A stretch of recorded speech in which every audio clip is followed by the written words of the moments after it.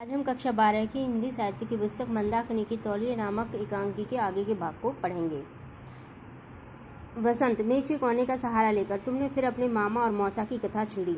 माना वे विलायत हो आए हैं, किंतु इसका यह मतलब तो नहीं कि वे जो कहते हैं वे वेद वाक्य है। उस दिन तुम्हारे मौसा आए थे, उन्होंने हाथ धोई तो मैंने कहीं भूल से तौलिया पेश कर दिया। मधु के पास जाकर उन्होंने दांत निपोर दिए, नकल उतारते हुए, मैं किसी दूसरे के तौलिए से हाथ नहीं पहुँचता। और वे अपने रुमाल से हाथ पोंछने लगे। मैं पूछता हूँ, अगर वे इस तौलिए से हाथ पोंछ लेते तो उन्हें कौन सी बीमारी चिमट जाती। मधु, अब यह तो वसंत और तुम्हारे मामा जी वापस जाकर फिर मेज पर बैठ जाता है। तुम्हारे जाने के एक दिन बाद मैं उनके यहाँ गया, रात वहीं रहा। दूसरे दिन मुझे सीधे दफ्तर आना था। कहने लगे हजामत यहीं बना लो। मैंने कहा मैं एक दिन छोड़कर हजामत बनाता हूँ, मुझे कोई ऐसी ज़रूरत नहीं। जब उन्होंने अनुरोध किया तो मैंने कहा अच्छा बनाए लेता हूँ। तब एक निकृष्ट सा रेजर ले आए और कहने लगे नकल उतारते हुए, मैं अपने रेजर से किसी दूसरे को हजामत नहीं बनाने देता, इसलिए मैंने मेहमानों के लिए दूसरा रेजर रख छोड़ा है। क्रोध के मारे मेरा रक्त खौल उठा। अपने आप को रोक कर मैंने केवल इतना कहा, रहने दीजिए, मैं घर जाकर शेव कर लूँगा। मधु, मामा जी। वसंत अपनी बात जारी रखते हुए, इस पर शायद उन्हें महसूस हुआ कि मुझे उनकी बात बुरी लगी और उन्होंने मुझे अपने ही रेजर से हजामत बनाने पर विवश कर दिया। किंतु मेरे हजामत बनाने के बाद मेरे ही सामने ब्लेड उन्होंने लॉन में फेंक दिया और नौकर से कहा कि रेजर को स्टरलाइज कर लाए। नकल उतारते हुए, मामा जी। स्टरलाइज का मतलब होता है किसी भी चीज़ को इतना उबालना जिससे वो रोग कीटाणु मुक्त हो जाए। मधु, मैं कहती हूँ आप उनके स्वभाव से परिचित नहीं, आपको बुरा लगा। स्वच्छता की भावना भी काव्य और कला की भांति। वसंत, आवेग में उसके पास आकर, क्यों काव्य और कला को अपनी इस घृणा में घसीटती हो? तुम ऐसे वातावरण में पले हुए सब लोगों की नफासत में नफरत की भावना काम करती है। शरीर से, गंदगी से, जीवन से नफरत की। मधु चुप रहती है। वसंत, मुझे जीवन से घृणा नहीं, मुझे शरीर से भी घृणा नहीं, और मैं सच कह दूं मुझे गंदगी से भी घृणा नहीं।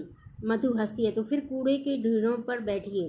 वसंत फिर कुर्सी पर जा बैठता है, कुर्सी को और समीप ले आता है। मुझे गंदगी से घृणा नहीं, किंतु मैं गंदगी पसंद नहीं करता।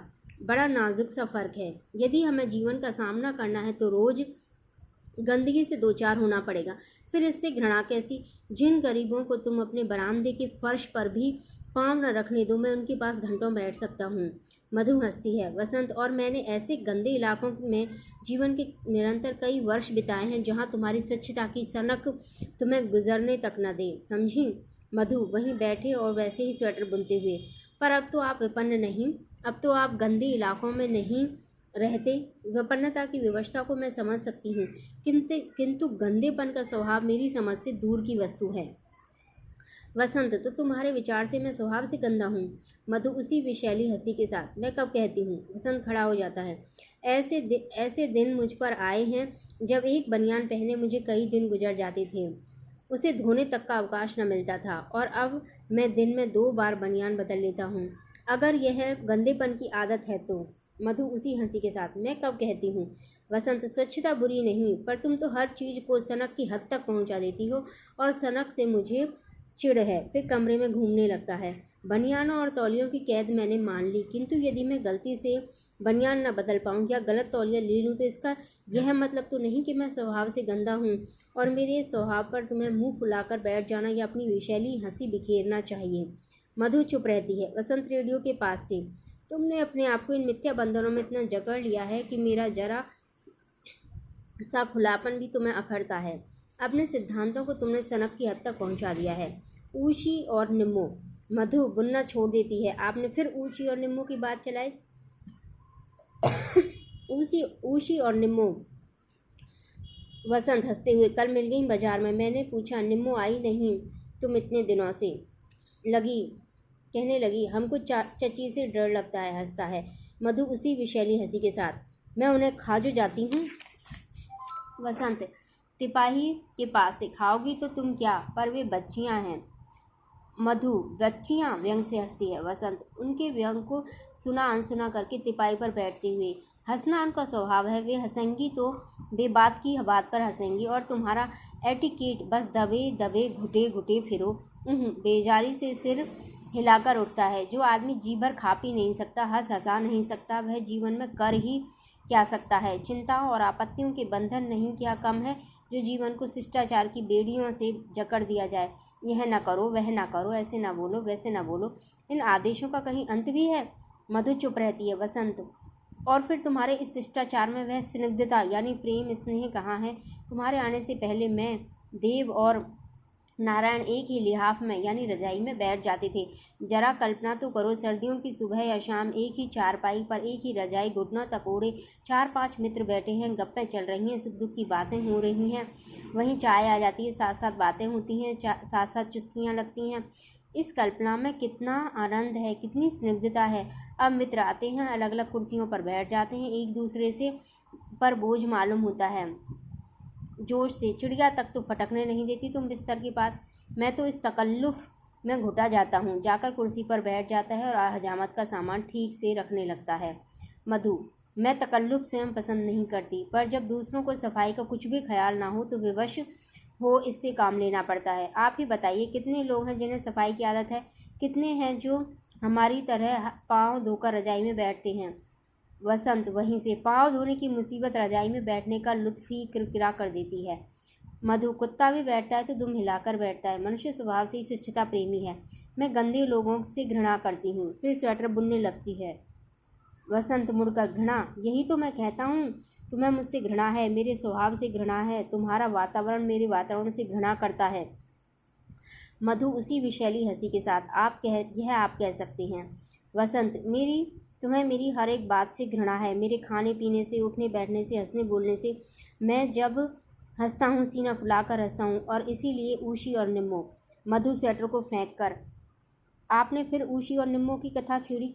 मुझे हंसना बुरा नहीं लगता, पर समय को समय का भी ध्यान होना चाहिए। उस दिन पार्टी में आते ही ऊशी ने मेरे कान पर चुटकी ले ली और निम्मो ने मेरी आंखें बंद कर ली।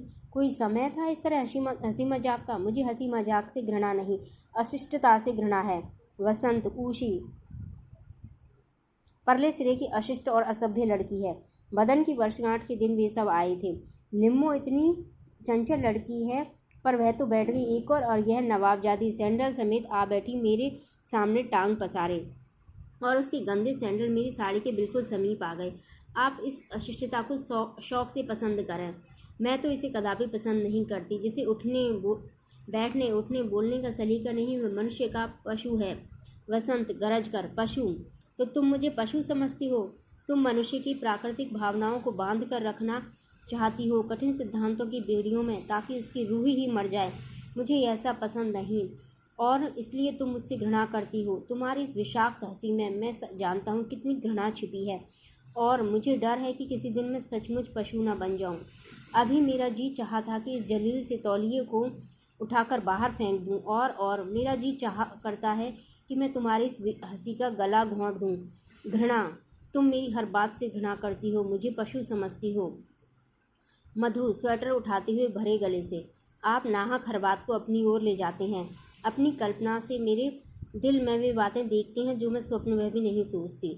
मुझे आपसे घृणा है या नहीं, इसे मैं ही जानती हूँ, पर आपको मुझसे ज़रूर घृणा है। आपने मुझसे शादी कर ली, मैं जानती हूँ, क्यों कर ली यह भी जानती हूँ, लेकिन विवाह के लिए आपका तैयार हो जाना यह नहीं बताता कि आपको मुझसे नफरत नहीं। इसका क्रोध चाहे अब आप मेरी सफाई पर निकालें, चाहे मेरी पोशाक या मेरे स्वभाव पर। वसंत, तुम? मधु, मेरा ख्याल था मैं आपको सुख पहुंचा सकूंगी, आपके अव्यवस्थित जीवन को व्यवस्था सिखा दूंगी, किंतु मैं देखती हूँ कि मेरे समस्त प्रयास विफल हैं। आपको इस गंदगी, इस अव्यवस्था में सुख मिलता है। आपको मेरी व्यवस्था, मेरी सफाई बुरी लगती है। मैं आपकी दुनिया में न रहूँगी, मैं आज ही चली जाऊँगी। उठ खड़ी होती है, टेलीफोन की घंटी बजती है। वसंत जल्दी से जाकर चोगा उठाता है। वसंत, हेलो हेलो, जी जी। मधु नौकरानी को आवाज़ देती हुई, मंगला स्नान गृह की ओर के दरवाजे से आती है। जी बीवी जी। मधु, मेरा बिस्तर तैयार कर और मेरा ट्रंक इस कमरे में ले आ। मंगला, बीवी जी आप, मैं जो कहती हूँ उठा ला। मंगला चली जाती है। वसंत, जी जी बहुत अच्छा, कहते हुए चोगा रख देता है और हंसता हुआ आता है। वसंत, मैं कहता हूँ तुम अपना सामान बांधने की सोच रही हो, पहले मेरा सामान तो ठीक कर दो। मुझे पहली गाड़ी से बनारस जाना है, अभी साहब ने आदेश दिया है, अपना सामान बाद में बांधना। हंसता है, पर्दा गिरता है।